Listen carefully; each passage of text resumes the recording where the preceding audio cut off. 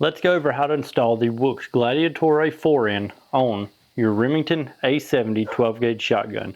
Before we get started, you always want to make sure that any firearm that you are working on is in fact clear, so the action's clear, and I can see the follower in the magazine tube so that we know the gun is in fact clear and we're ready to start working. Now I'm going to lock this into a vise, but it's not necessary for the install. It's just going to make it easier for you to keep up while watching it through the camera.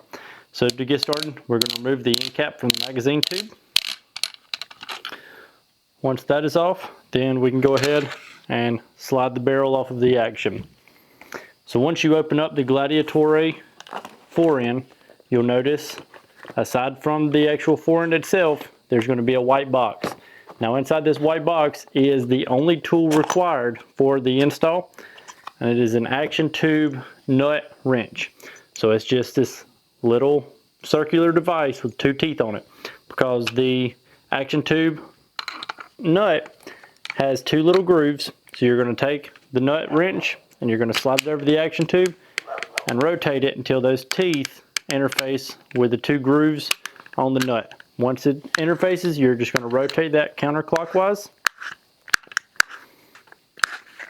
Once it's off, everything will slide off of the action tube. So you're going to want to go ahead and remove the nut wrench as well as the nut itself. Set those to the side. Then we'll go ahead and we'll pull out the fore end. You'll slide that straight over the action tube.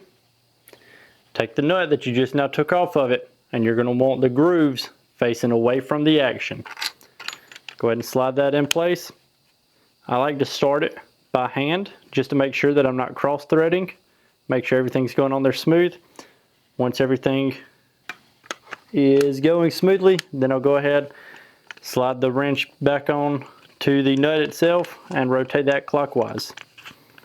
You don't want to over torque it. So once it snugs up, then I go ahead and give it just an extra little bit of pressure just to make sure that everything is seated in place properly. So we've got it snug. Go ahead and give it a little bit of extra twist. Once that's on, then we go ahead and slide the barrel back into the action. And then take the action tube end cap and thread that back on. Now that that's back on, your Gladiatore 4N is now installed.